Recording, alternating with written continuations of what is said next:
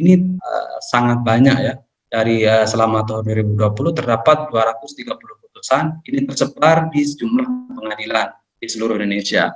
Perubahan denda ini diubah menjadi 100 miliar. Jadi 10 tahun maksimal dan denda 100 miliar. Nah, ini adalah hakim itu lebih peka terhadap wawasan lingkungan, bagaimana lingkungan hidup ini ke depannya, terus kemudian dengan maraknya tambang ilegal ini, terus bagaimana aspek kesehatan masyarakat, kemudian dampak lingkungan yang ditimbulkan, harusnya ini lebih ditekankan, lebih diperdalam di dalam putusan-putusan hakim. Tapi kami melihat ini tidak terjadi di situ.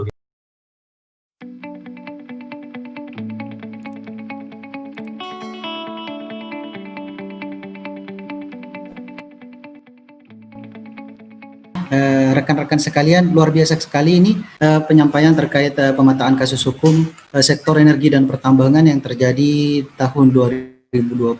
Sebagai informasi Bapak Ibu sekalian, sebenarnya dalam direktori Mahkamah Agung tersebut selama tahun 2020 ditemukan sekitar 293 putusan sebenarnya. Namun setelah kami telusuri ada putusan yang tidak dilampirkan dan juga ada yang redundant.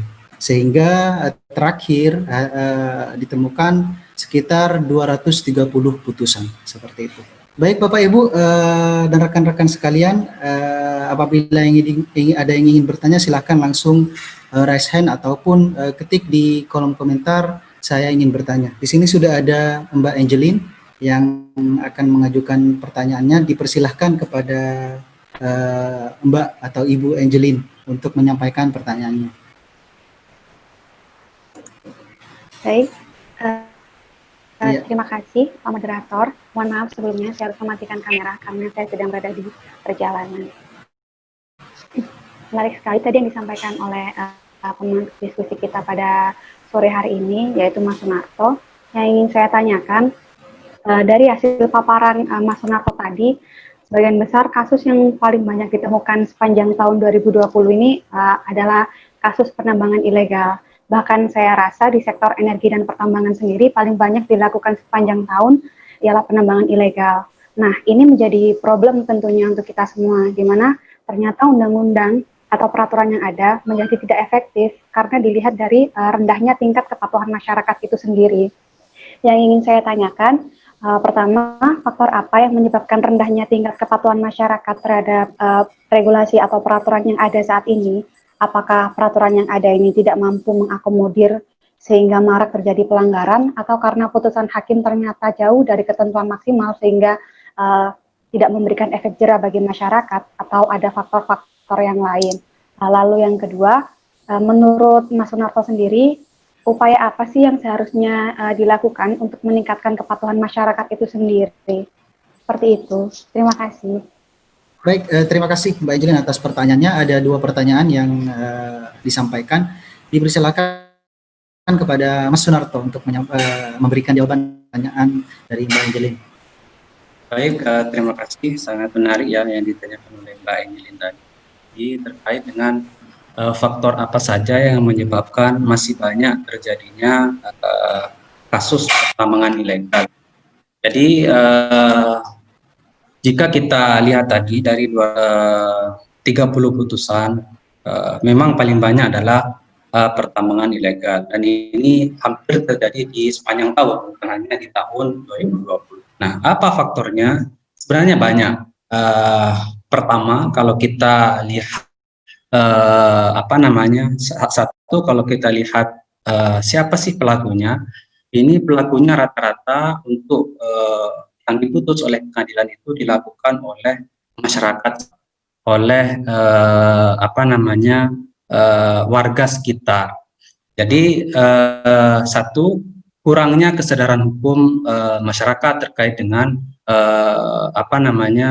pertambangan ini. Jadi khususnya di masyarakat daerah yang memiliki potensi tambang, dan kebanyakan mereka di dalam beberapa putusan mereka mengaku tidak mengetahui kalau tindakannya itu adalah tindakan pidana. Kan mereka itu menggunakan ini, di belakang ini ada potensi galian yang bisa menghasilkan. Kemudian mereka melakukan tambang itu. Terus kemudian yang kedua adalah terkait dengan rendahnya pengawasan. Ini pengawasan terkait dengan kegiatan-kegiatan tambang ilegal. Karena memang kebanyakan potensi sumber daya alam pertambangan ini, khususnya minerba ini, ada di beberapa di kawasan yang jauh dari padat penduduk atau yang tidak terjangkau oleh penegak hukum khususnya, sehingga bukan mereka yang sadar itu adalah pelanggaran mengurus izin, mending melakukan penambangan ilegal. Itu salah satu yang kedua. Nah, untuk terkait dengan dari substansi dari hukum, untuk penambangan ilegal itu ada peningkatan sebenarnya dari sebelumnya di Undang-Undang Nomor Nomor tahun 2009 pidana adalah 10 tahun, kemudian denda maksimal 10. Karena kemudian di undang-undang yang baru ini coba ditinggikan ancaman dendanya menjadi kami uraikan bahwa memang rata-rata penuntut umum jauh tuntutannya itu dibandingkan dengan ancaman pidananya sangat rendah. 10 tahun hanya dituntut 5 bulan, bahkan ada yang korban meninggal hanya dituntut 2 bulan gitu kan. Dan rata-rata hakim memutus di bawah ancaman dari di bawah tuntutan tersebut, sehingga ini tidak memberikan efek jera kepada masyarakat.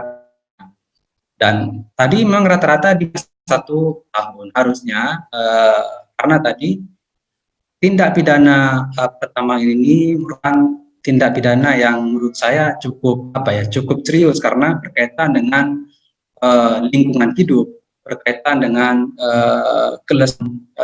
lingkungan di masyarakat, dan dengan kesehatan masyarakat terkait dengan limbah yang dihasilkan dan segala macam. Harusnya ini memberikan jera kepada masyarakat, sehingga harusnya hakim itu atau penuntut umum bisa menuntut lebih tinggi.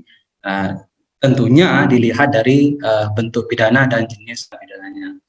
Terus kemudian, mohon maaf, yang kedua tadi Bapak Moderator. Terkait dengan ini,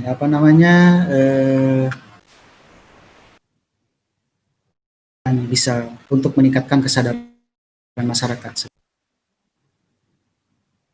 Oke. Terkait dengan faktor untuk meningkatkan kesadaran masyarakat. Baik. Terkait dengan hal tersebut, tadi sudah saya uraikan juga bahwa masyarakat ini kebanyakan daerah tambang perlu adanya sosialisasi terkait dengan bentuk-bentuk tindak pidana pertambangan terkait dengan isi daripada undang minerba, sehingga masyarakat bisa mengetahui bahwa undang-undang minerba itu tidak hanya mengatur tentang izin, tidak hanya mengatur tentang bagaimana melakukan penambangan, tapi juga ada beberapa bentuk tindak pidana di situ di dalamnya. Misalkan penambangan ilegal, menghalang-halangi kegiatan usaha tambang, ini yang menurut saya perlu disosialisasikan atau misalkan digerakkan untuk bagaimana memberikan sosialisasi ini kepada masyarakat, khususnya di sekitar tambang. Dan ini perlu juga keterlibatan kita semua untuk memberikan kesadaran hukum pada masyarakat. Baik, itu saja. Terima kasih. Baik, terima kasih Mas Sonoto atas jawabannya. Ya. Di sini sudah ada yang akan sebentar Pak, nanti saya akan tunjuk. Baik, sudah ada Bapak Insinyur Haji Syafruddin. Dipersilakan terlebih dahulu dari mana Pak? Dipersilakan untuk menyampaikan pertanyaannya. Baik, terima kasih Pak atas kesempatan ini. Saya Syafruddin, saya PNS jenis SDM yang ditempatkan di Provinsi Sulawesi Selatan. Sebagai kementerian ditempatkan di Sulawesi Selatan. Saya mau izin bertanya ini Pak, ada 2 hal. Pertama, yaitu selain pidana pidana pertambangan minerba ini, ada kan juga pidana lingkungan hidup. Ya. Kemudian kalau ada kasus lingkungan yang akibat kegiatan pertambangan tanpa izin tetapi di kawasan hutan, kemudian yang melakukan penyidikan kasusnya penyidik lingkungan hidup, tetapi akibat kegiatan penambangan tanpa izin. Bagaimana statusnya itu Pak? Apakah kita juga bisa Pak pidana hukum lingkungan, undang-undang lingkungan hidup dengan undang-undang pertambangan yang bisa dipakai? Tapi diawali dengan kasus dia memakai undang-undang lingkungan hidup. Kemudian sebelum diputuskan pengadilan, apakah kita bisa juga tambahkan dengan pidana pertambangan gitu, maksud saya. Itu yang pertama. Kemudian ini yang kita lihat dari paparan tadi, ada hukuman utamanya penambang ilegal ini, ada hukum agak tinggi, ada yang malah sangat rendah. Di sini kelihatannya bahwa di sini ada disuruh ketidakadilan yang dibuat oleh aparat hukum, karena bagian rendah itu mungkin menyenangkan bagi yang terdakwanya, tapi yang diputuskan berat itu yang tapi di sisi pemerintah kita berharap itu jangan terlalu rendah sehingga memberikan efek jerah kepada penerima. Kalau umpamanya diputus rendah, dengar masyarakat ini kan palingan putus 2 bulan, akhirnya kita ke depan ini bisa saja lebih banyak lagi putusan-putusan ilegal di tahun ke depan, Pak. Jadi mungkin kira apa upaya kita dari kementerian ini supaya itu janganlah diputus terlalu rendah sehingga betul-betul memberikan efek jerah kepada pelaku penambangan tanpa izin. Itu, terima kasih kesempatannya. Baik, terima kasih Pak Insinyur Haji Syafruddin atas pertanyaannya. Ada 2 pertanyaan. Sebenarnya intinya satu, karena yang pertanyaan yang kedua sebenarnya adalah harapan akan penegakan hukum terkait sektor energi dan pertambangan. Baik, dipersilahkan kepada Mas Sunarto untuk menjawab pertanyaan dari Bapak Insinyur Haji Syafruddin. Dipersilahkan. Baik, terima kasih. Sangat menarik Pak Insinyur Haji Syafruddin tadi terkait dengan apakah mungkin dalam suatu tindak pidana itu dituntut dengan atau didakwa dengan undang-undang lingkungan hidup dan undang-undang minerba. Jadi kalau kita di dalam beracara di pengadilan, khususnya di perkara pidana, biasanya penuntut umum dalam mendakwa, mengajukan dakwaan atau tuntutan kepada terdakwa itu bergantung dengan tindak pidana yang dilakukan. Mungkin saja Pak, karena dalam beberapa kasus ada yang dakwaannya adalah alternatif. Jadi ada dakwaan tunggal, ada dakwaan alternatif. Dakwaan tunggal misalkan yakin bahwa ini adalah melakukan tindak pidana tertentu, misalkan tadi ini adalah penambangan ilegal. Jadi didakwa tunggal karena penuntut umum yakin tadi penambangan ilegal, dakwaannya adalah menggunakan pasal 158 Undang-Undang Minerba. Dan kemudian jika itu kemudian melakukan penambangan ilegal, tapi kemudian di kawasan hutan lindung, bisa ada beberapa kasus memang yang didakwa dengan dakwaan alternatif, menggunakan Undang Nomor 18 tahun 2013 tadi, dan juga alternatif yang kedua adalah Undang-Undang Nomor 4 tahun 2009 sebenarnya diubah dengan Nomor 3 tahun 2020 dengan pasal 158. Nanti bagaimana hakim bisa membuktikan yang mana yang dilakukan atau oleh terdakwa ini, sehingga nanti hakim memutus apakah undang-undang lingkungan hidup atau undang-undang jika yang terbukti nanti di dalam persidangan adalah ini benar dilakukan di kawasan hutan lindung, maka yang digunakan adalah Undang-Undang Nomor 18 tahun 2012 tadi.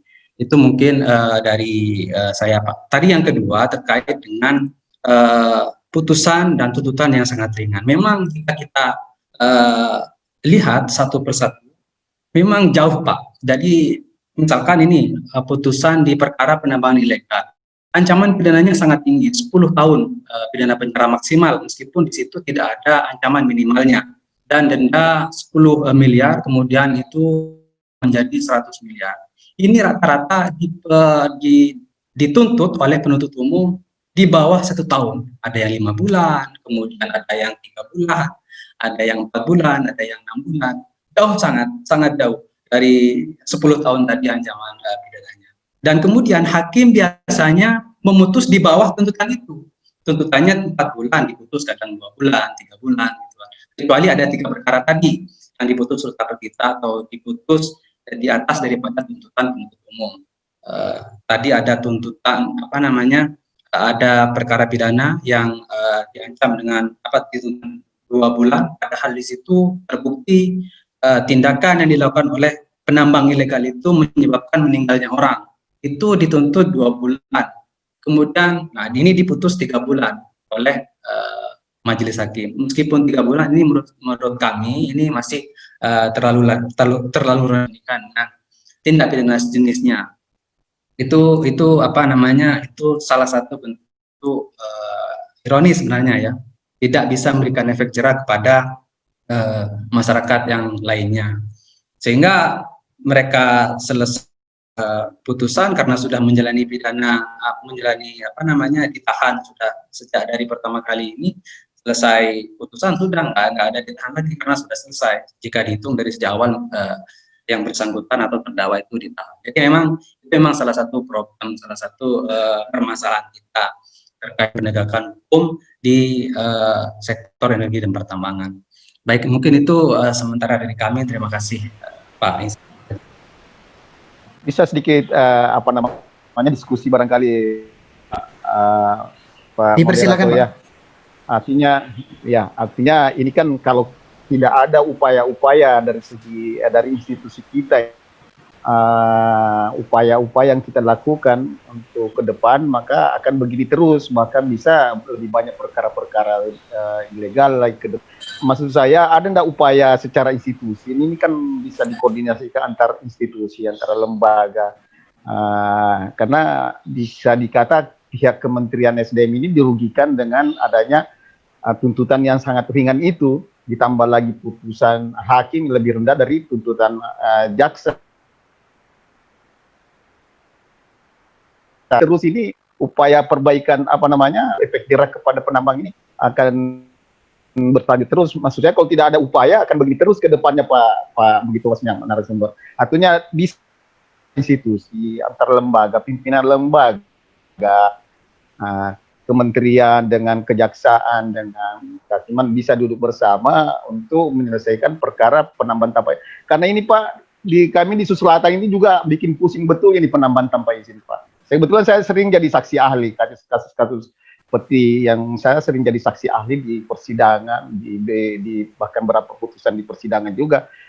Itu ini bukan malah menurun dari tahun ke tahun, Pak. Sesuai dengan data. Saya juga nggak tahu juga data-data di Polda sini dengan Polres ini apa juga masuk di data 230 kasus tadi itu, Pak. Karena saya juga ada beberapa kasus yang masuk sampai ke pengadilan. Tahun 2020 saja ini ada 2 yang masuk ke pengadilan, tapi BAP-nya ada lebih 10 kayaknya untuk tahun 2020 ini.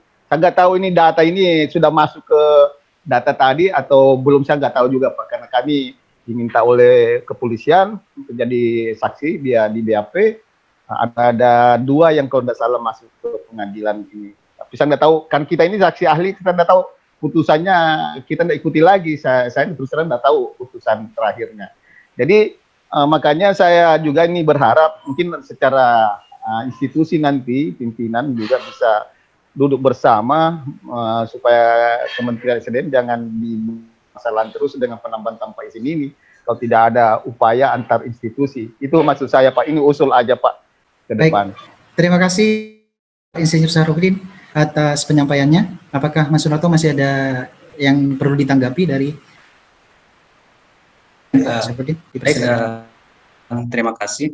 Itu salah satu harapan dari Pak Sahrudin. Jadi mungkin yang bisa kita lakukan adalah khususnya Pak Sahrudin beberapa kali menjadi saksi ahli, melakukan kajian ataupun eksaminasi terhadap putusan-putusan tersebut, memberikan catatan terhadap putusan-putusan tersebut sehingga bisa menjadi catatan untuk dipertimbangkan oleh hakim-hakim berikutnya, oleh beberapa pengadilan ketika memutus perkara tambang.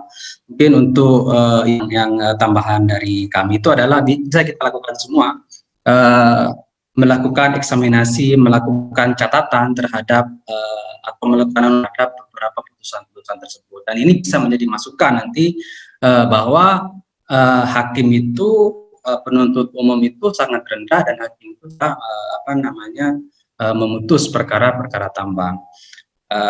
Memang di kelemahannya, sebagaimana tadi saya sampaikan tadi, itu undang-undang minerba itu dalam tanda kutip kelemahan ya, terkait dengan tindak pidana penambang ilegal ini tidak ada ancaman pidana. Jadi itu adalah murni kewenangan hakim berdasarkan bukti yang di persidangan, berdasarkan fakta yang di persidangan, terus kemudian penilaian hakim bahwa menurutnya layak untuk diputus sekian tahun. Kalau misalkan kita ini terlalu rendah, boleh kita bareng-bareng nanti melakukan eksaminasi, melakukan anotasi, catatan terhadap putusan tersebut sehingga menjadi masukan untuk tim dan lembaga peradilan. Itu sementara tambahan dari saya, Pak Moderator. Terima kasih. Terima kasih Pak Haji Safruddin. Masih bisa sedikit lagi Pak Moderator? Baik Pak, dipersilahkan. Iya, artinya ini pengalaman tadi setelah kami hadir di persidangan memberikan kesaksian terhadap penambang tambang ini yang masalahnya Pak, kita terus terang saya sendiri yang kelanjutan dari satu putusan kan kita tidak pernah ditembuskan oleh ahli pengadilan, tidak pernah menembuskan putusannya itu ke kita, jadi kita nggak tahu juga ini. Terus terang saya sendiri nggak tahu apa putusan, cuma dari data itu dari datanya Bapak yang saya nilai bahwa ini terlalu sudah ada, tapi yang saya ikuti sendiri saya nggak ngerti Pak, bukan nggak ngerti, saya nggak tahu putusannya ringan, besar, berat atau bahkan bebas, saya nggak tahu. Jadi untuk melakukan eksaminasi terhadap putusan kami tidak bisa karena kami tidak dapat tembusan dari pengadilan terhadap putusan perkaranya Pak. Jadi untuk tadi saran Pak Sunarto untuk melakukan eksaminasi terhadap putusan, kami sangat sulit karena kami tidak dapat tembusan putusan dari pengadilan. Jadi saya juga tidak tahu dari Bapak ini, dari kementerian bagaimana bisa dapat putusan-putusan itu, terus terang kami tidak tahu bagaimana mendapatkan putusan itu yang kami ikuti di Baik Pak, terima kasih atas tanggapannya. Sebenarnya putusan-putusan yang kami sampaikan tersebut murni kita dapatkan dari direktori putusan Mahkamah Agung. Sebenarnya untuk tingkat daerah itu bisa langsung dicari di direktori putusan di pengadilan negeri di daerah, seperti itu Pak. Untuk itu selanjutnya sudah ada peserta yang menunggu untuk bertanya. Di sini ada Dr. Leli Sari, SHMH dari Universitas Muhammadiyah Mataram. Barangkali Ibu Dr. Leli Sari bisa menyampaikan secara langsung pertanyaannya, dipersilahkan. Halo, monitor. Halo? Iya, Ya, dipersilahkan. mohon maaf, saya tidak bisa buka cam ya. Iya. Nah, jadi sebenarnya intinya seperti yang saya paparkan di Zoom tadi ya. Memang ada berbagai kelemahan-kelemahan dalam Undang-Undang Minerba yang baru ini, yang nomor 3 tahun 2020 ini. Kita lihat ya. Ini saya bilang tadi, memang saya sini fokusnya memang meneliti tentang bagaimana sih dari Undang-Undang Pertambangan Minerba ini terhadap misalnya CSR, bagaimana perkembangannya ini. Tapi saya menemukan memang ada satu pasal misalnya seperti pasal 141. Dulu kan itu di Undang-Undang Minerba yang 2009 itu masih di prinsipnya ada K3 itu masih dipakai. Sekarang itu dipotong ya, kesehatannya dihapus gitu. Salah satunya saya lihat. Ada juga misalnya ancaman pidana bagi orang misalnya yang proaktif terhadap tambang. Ini kan membunuh demokrasi daripada LSM misalnya yang ingin memajukan pertambangan misalnya terhadap lingkungan seperti apa, itu dibatas. Makanya saya bilang adanya kemunduran gitu. Itu dan sekarang juga kita lihat pasal 1 ayat 28 itu pengertian dari wilayah pertambangan itu sampai ke dasar laut itu. Makanya kok undang-undang ini makin saya lihat ya, makin ya kalau menurut saya pribadi kemunduran lah gitu. Bagaimana menurut pemateri terhadap hal tersebut? Terima kasih. Assalamualaikum warahmatullahi wabarakatuh. Baik, waalaikumsalam warahmatullahi wabarakatuh. Terima kasih Dr. Leli Sari atas pertanyaannya. Dipersilakan untuk Mas Sunarto menyampaikan jawaban atas pertanyaan dari Dr. Leli Sari dari Universitas Muhammadiyah Mataram.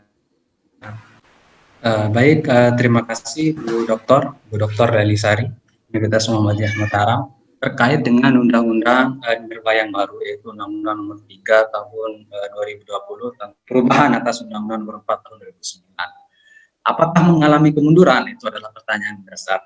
Sebenarnya terkait dengan Undang-Undang Minerba yang baru ini sudah pernah beberapa kali kita diskusikan, baik secara langsung maupun virtual sejak awal 2020. Jadi memang banyak beberapa pasal atau ketentuan yang dalam tanda kutip mengalami kemunduran sebagaimana disampaikan oleh Ibu Leli tadi. Misalkan, baik ini bukan hanya secara, waktu itu diskusinya bukan hanya secara material, jadi secara formal juga bermasalah. Makanya sampai saat ini undang-undang ini kan masih dalam proses tahap judicial review di Mahkamah Konstitusi.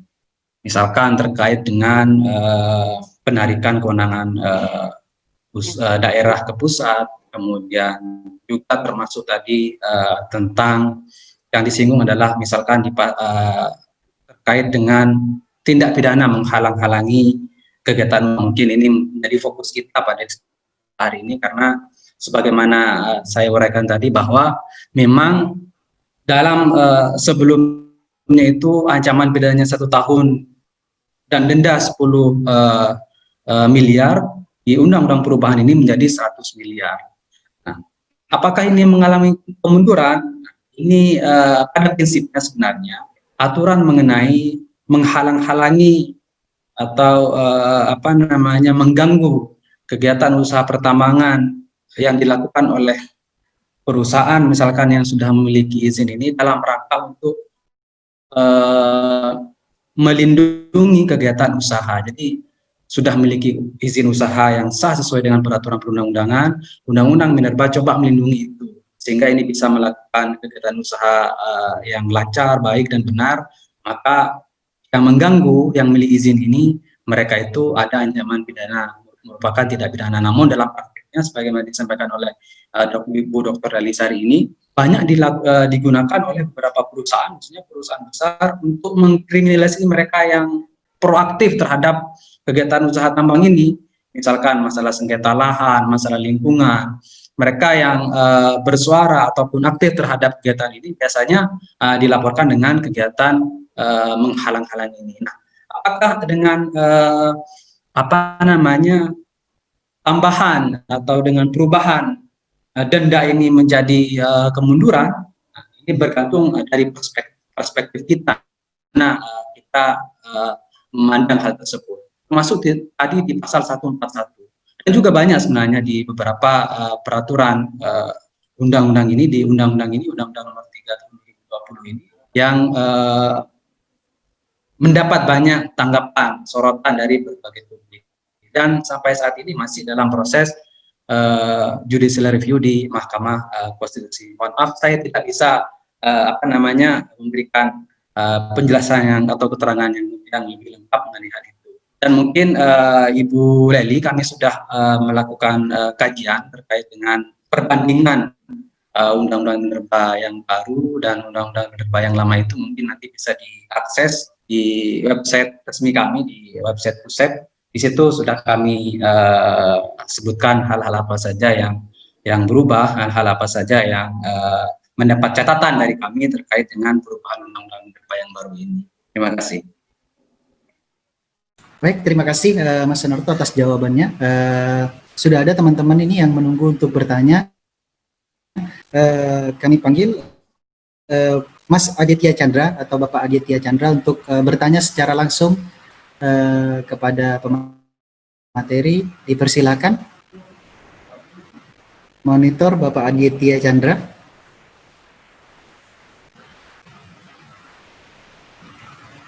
Baik, langsung saya bacakan dari Bapak Aditya Chandra, PS dari Kaltim, mahasiswa UII. Saya ingin bertanya terkait mengenai dampak pertambangan. Tadi Pak menyinggung aspek kesehatan masyarakat. Sejauh apa Pak putusan pengadilan itu mempertimbangkan aspek kesehatan masyarakat? Apakah aspek kesehatan ini bisa menjadi salah satu yang menjadi pengaruh besar terhadap pertimbangan pengadilan terhadap kasus pertambangan? Itu pertanyaan dari Aditya Chandra. Dipersilakan kepada Mas Sunarto untuk menjawab pertanyaan dari Mas Aditya Chandra. Dipersilakan. Baik, terima kasih. Bapak atau Mas Aditya Chandra. Jadi dari seluruh putusan yang kami coba kumpulkan itu, yang kami resum, yang kami sajikan tadi, sebenarnya putusan perkara tambang itu sederhana kalau kita coba anatomi atau kita perhatikan satu persatu ya. Putusan perkara sangat sederhana. Hakim hanya membuktikan apakah misalkan ini diperbuat dalam perkara tindak pidana penambangan ilegal. Nah, apakah pasal 185 itu terbukti atau tidak unsur-unsur tindak pidana di situ. Hanya menguraikan itu. Misalkan setiap orang apakah ini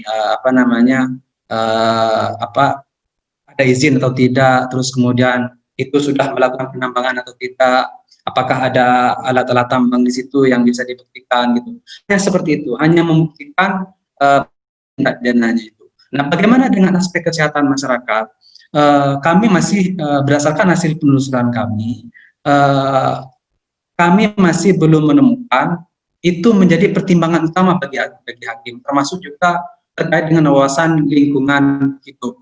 Jadi biasanya di alasan pemberat nanti itu hakim menyertakan terdakwa itu tidak mendukung tentang program pemerintah di bidang lingkungan hidup, kemudian pendapatan negara dan segala macam. Nah, untuk aspek kesehatan ini sangat jarang atau bahkan tidak pernah disinggung oleh majelis hakim di beberapa putusan terkait dengan pertambangan. Hakim hanya sederhana membuktikan bahwa orang ini melakukan penambangan ilegal atau enggak, terpenuhi atau enggak unsur-unsurnya. Tidak sejauh sampai aspek masalah bagaimana sih lingkungan hidup ke depannya, terus kemudian bagaimana sih aspek kesehatan masyarakat sekitar, tidak sampai ikut ke situ ya. Sebagian besar berdasarkan penelusuran kami terkait dengan peristiwa tambang khususnya di tahun 2020 yang sudah kami uraikan tadi atau yang sudah kami sampaikan tadi. Itu Mas Aditya Chandra. Nah, tambahan nih, harusnya ini termasuk ya tadi menyambung dari Pak ini, karena ini banyak tambang ilegal ini, harusnya hakim itu lebih peka terhadap wawasan lingkungan, bagaimana lingkungan hidup ini ke depannya, terus kemudian dengan maraknya tambang ilegal ini, terus bagaimana aspek kesehatan masyarakat, kemudian dampak lingkungan yang ditimbulkan, harusnya ini lebih ditekankan, lebih diperdalam di dalam putusan-putusan hakim. Tapi kami melihat ini tidak terjadi di situ. Gitu. Hakim hanya cukup membuktikan ini ada izin enggak ada. Ini masuk kategori penambangan, oh ini melakukan penggalian, ada hasil yang didapat, oke, ini tidak pidana ini bentuk kegiatan tambangnya. Hanya membuktikan itu saja, tidak sampai sejauh kesehatan, lingkungan dan segala macam. Itu, terima kasih Bapak Moderator. Baik, terima kasih Mas Sunarto atas jawabannya, luar biasa sekali pada sore hari ini. Bapak Ibu sekalian, informasi bahwa Pusat Studi Hukum Energi dan Pertambangan (PUSEP) ini berkompetensi untuk melakukan penelitian terhadap isu-isu terkait sektor energi dan pertambangan. Dan Bapak Ibu sekalian, kami rutin mengadakan diskusi-diskusi atau kajian-kajian dilakukan secara online maupun secara langsung. Nanti mudah-mudahan pandemi ini cepat selesai, dan silahkan terus website kami dan juga media sosial kami akan banyak informasi-informasi terkait kajian-kajian diskusi mengenai sektor energi dan pertambangan. Baik Bapak Ibu sekalian, sudah ada di room chat yang akan bertanya. Selanjutnya adalah ada Saudara Dejan Ariska. Dipersilakan untuk menyampaikan pertanyaannya. Ya, terima kasih Pak Moderator. Baik, saya langsung aja ke pertanyaannya Pak. Jadi pertanyaan saya itu, apakah boleh hakim itu memutuskan ultra petita? Kemudian pada perkara apa saja sih Pak hakim dapat memutus perkara ultra petita itu? Mungkin itu aja Pak, satu aja saya Pak. Terima kasih Pak Moderator. Baik, terima kasih. Ada Saudara Dejan yang telah bertanya. Dipersilakan kepada Mas Sunarto untuk menjawab pertanyaan dari Saudara Dejan. Baik, terima kasih Saudara Dejan tadi, pertanyaan yang sangat menarik ya. Tadi memang sempat kami sampaikan bahwa dari seluruh putusan dari 230 putusan perkara tambang itu ada 3 perkara yang diputus ultra petita oleh majelis hakim. Jadi apa sih putusan ultra petita ini? Putusan ultra petita adalah penjatuhan putusan oleh majelis hakim atas suatu perkara yang melebihi tuntutan atau dakwaan yang diajukan oleh penuntut umum, atau menjatuhkan putusan terhadap perkara yang tidak diminta oleh jaksa penuntut umum. Jadi dasar hakim itu menjatuhkan putusan itu adalah tuntutan ataupun dakwaan daripada penuntut umum. Nah, misalkan penuntut umum meminta apa, itu yang menjadi dasar hakim untuk melakukan putusan. Apakah boleh hakim memutus di bawah tuntutan penuntut umum? Boleh. Apakah boleh sama? Boleh. Apakah boleh di atas? Boleh. Dalam hal apa? Bergantung bagaimana hakim bisa membuktikan, atau bergantung bagaimana fakta-fakta di persidangan, bergantung bagaimana nurani hakim menilai terkait dengan perkara tersebut. Boleh hakim menuntut perkara petita, misalkan dirasa tuntutan penuntut umum ini terlalu rendah, padahal ini perkara adalah perkara yang besar, tidak layak atau kurang dengan tuntutan itu. Boleh hakim memutus perkara itu di atas tuntutan majelis hakim. Dalam hal apa saja? Ya, bergantung pada jenis perkaranya, bergantung pada pembuktian atau bukti-bukti fakta-fakta di dalam perkara tersebut. Intinya hak prerogatif majelis hakim. Bisa saja menuntut yang tidak diminta oleh penuntut umum, itu juga termasuk ultra petita. Yang oleh majelis hakim ini perlu untuk diputus yang tidak diminta. Nah, itu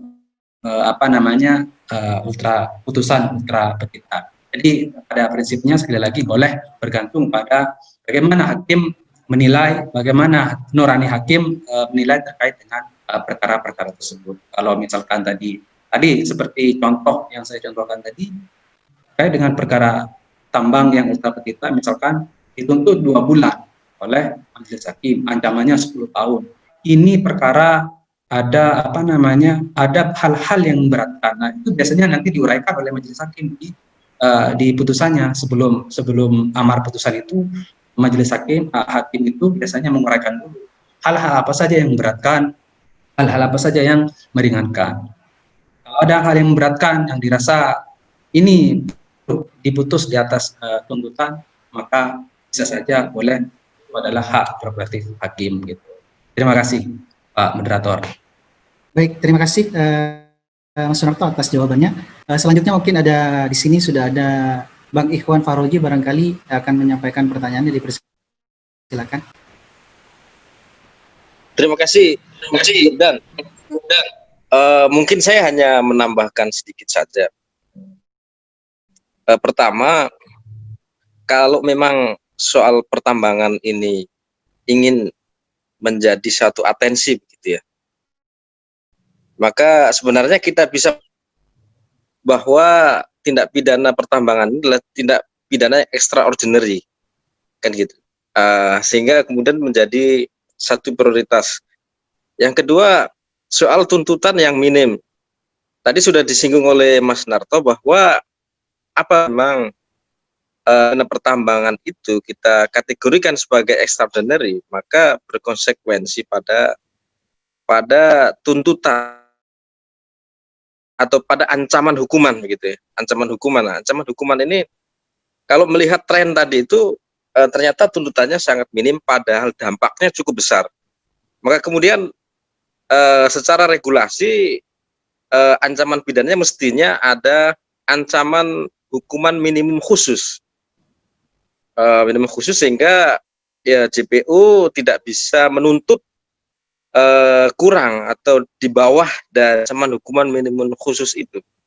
Soalnya sekarang kan tuntutan yang minim itu karena memang kita tidak menggunakan padahal beberapa tindak pidana yang misalnya tipikor itu sudah menggunakan nah ini tergantung dari apakah politik hukum itu memandang persoalan pertambangan ini persoalan yang extraordinary gitu atau tidak.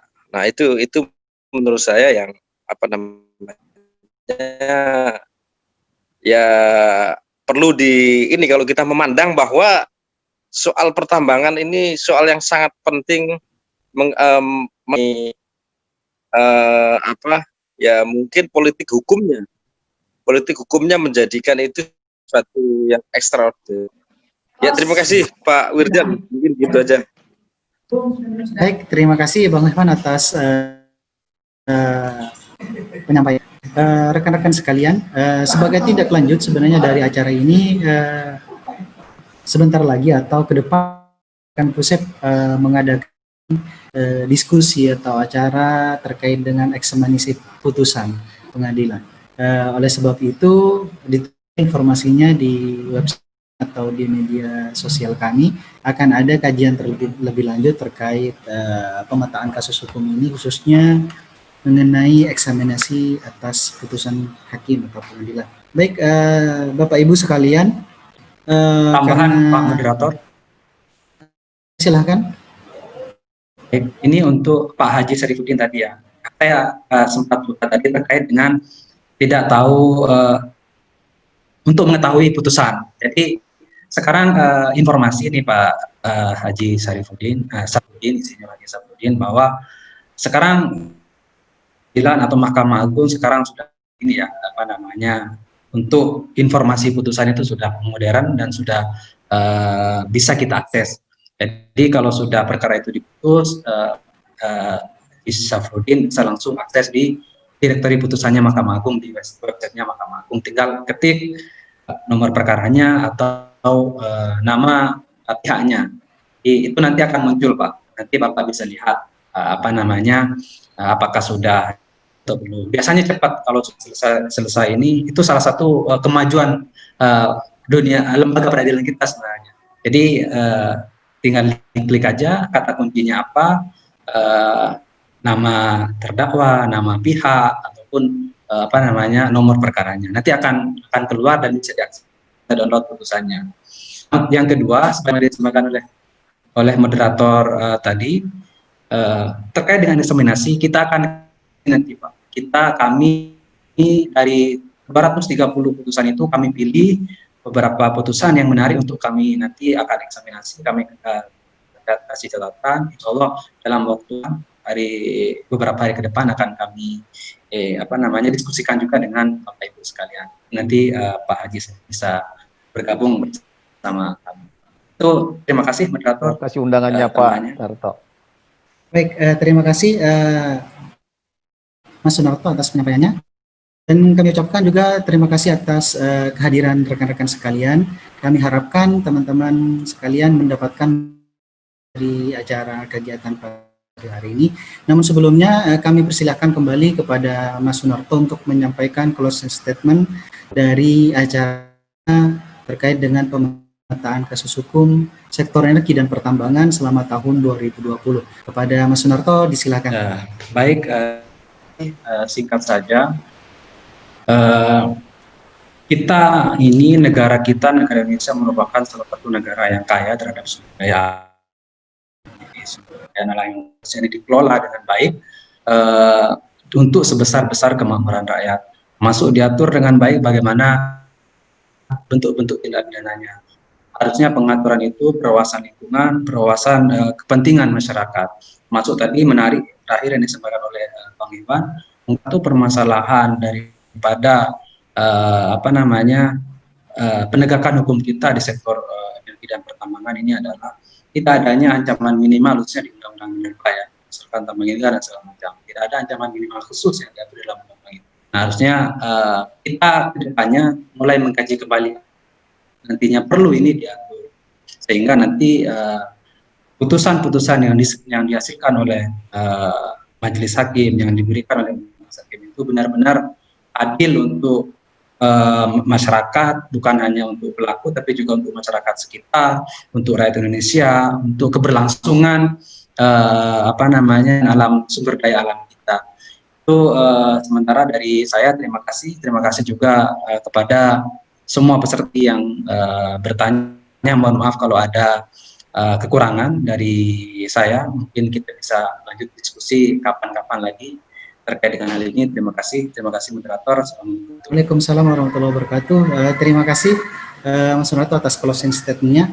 Bapak Ibu dan rekan-rekan sekalian, sedikit informasi bahwa Pusat Studi Hukum Energi dan Pertambangan ini konsen terkait dengan penelitian, advokasi dan lain semacamnya terkait sektor energi dan pertambangan. Jadi jika Bapak Ibu berkenan, silakan berkunjung ke website kami, PUSEP, dan juga media sosial kami. Tak lupa di YouTube channel kami, disilahkan untuk share, like, dan subscribe YouTube channel kami. Sudah ada berbagai diskusi terkait sektor pertambangan. Dan tak lupa nanti diskusi ini kita juga akan upload di YouTube channel kami. Jadi Bapak Ibu bisa mengakses atau melihat kembali acara diskusi ini. Baik Bapak Ibu sekalian, akhir kata dari saya selaku moderator pada sore hari ini.